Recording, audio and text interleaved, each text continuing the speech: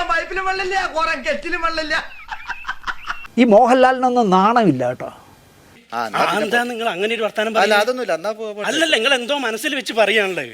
മോഹൻലാലിൻ്റെ ഒരു പടം വന്നല്ലോ ഇപ്പോൾ, പൃഥ്വിരാജ് ഡയറക്റ്റ് ചെയ്തൊരു പടം വന്നല്ലോ, എമ്പുരാൻ. എന്റെ നമ്പറായി, എനിക്കുള്ളത് മേടിച്ചിട്ട് വരാം. ആ പടം കണ്ടിട്ട് പുറത്തിറങ്ങി മല്ലിക ചേച്ചിയെ കെട്ടിപ്പിടിച്ച് ഉമ്മവും കൊടുത്ത് ഇന്ദ്രജിത്തിനെയും കെട്ടിപ്പിടിച്ച് രാജുവിനോട് എനിക്ക് അസൂയ തോന്നുന്നു, ഇതുപോലൊരു സിനിമ എടുക്കാൻ മഹാഭാഗ്യം വേണം എന്നൊക്കെ പറഞ്ഞ് പോയിട്ട് വീട്ടിൽ ചെന്നിരുന്നിട്ട് രാജ്യദ്രോഹ ചിത്രമാണിത് എന്ന് പറഞ്ഞ് ഇങ്ങനത്തെ എന്തൊക്കെയോ ഹോബികളാണ്. അയക്കെന്തറ പ്രാന്താണ്.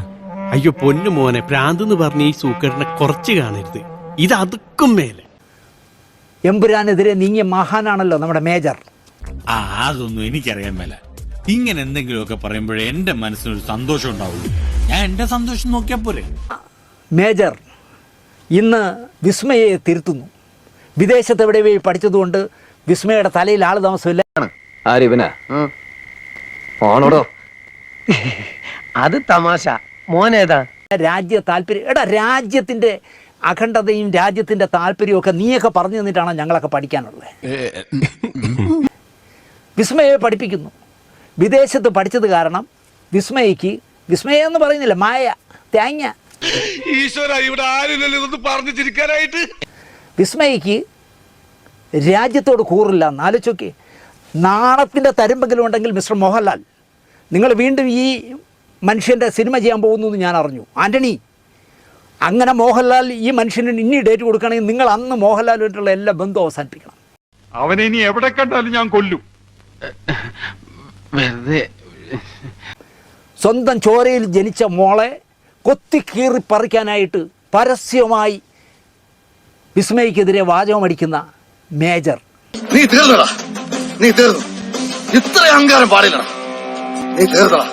പിന്നെ വേറൊരാളെ ഞാൻ പറയുന്നില്ല, മറ്റേ എറണാകുളം, കോഴിക്കോട്ട് അല്ല തൃശ്ശൂർ എവിടെയോ ലേലുലു ലേലുലു എന്ന് പറയുന്ന ഒരു ഒട്ടകം ഉണ്ടല്ലോ. ഇതെന്നെ ഉദ്ദേശിച്ചാണ്, എന്നെ തന്നെ ഉദ്ദേശിച്ചാണ്, എന്നെ മാത്രം ഉദ്ദേശിച്ചാണ്. സംശയമുണ്ടോ?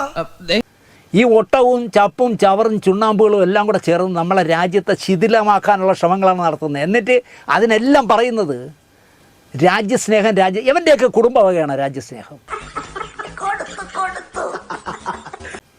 നമ്മൾ ജനിച്ചു വളർന്ന നാടിനോട് നമുക്ക് സ്നേഹമില്ലേ? ഇവനൊക്കെ അധികാരത്തിൽ വന്ന പള്ളിക്കൂടത്തിൽ പോയിട്ടില്ലാത്തവന്മാർ ഭരിക്കുമ്പോൾ മാത്രമാണ് രാജ്യസ്നേഹം വരുന്നത്. ഞാൻ ചിരിച്ചു പോയനെ പറഞ്ഞാൽ കൂടിപ്പോവും എന്തായാലും.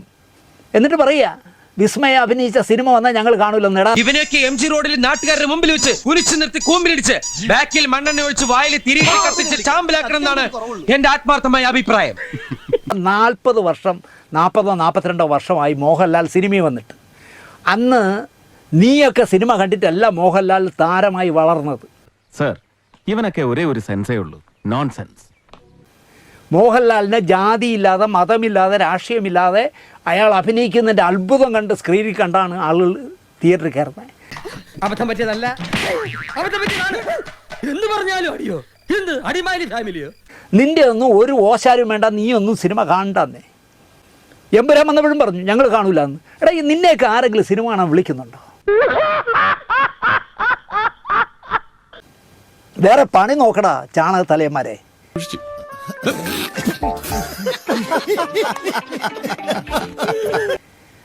വിസ്മയുടെ പടം വന്നാൽ കാണൂല.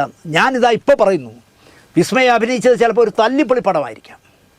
കേരളത്തിലെ യുവജന സംഘടനകൾ ഒറ്റക്കെട്ടായിട്ട് ആ കുട്ടിയോടൊപ്പം അണിനിരന്ന് ആ സിനിമ സൂപ്പർ ഹിറ്റാക്കണമെന്ന് ഞാൻ പറയും. കാര്യം ഞാനേറ്റി.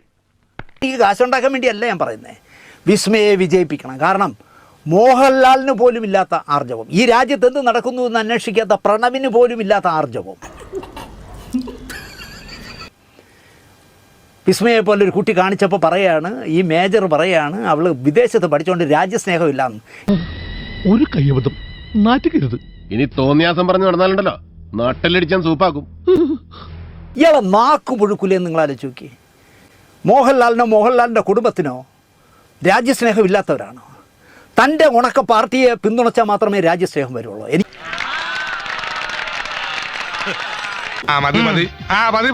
ഞാൻ വരട്ടെ. എങ്ങോട്ട്? അല്ല, ഞാൻ പോട്ടെ. സബ്സ്ക്രൈബ് ചെയ്തിട്ടുണ്ട് പൊന്നു മോനെ.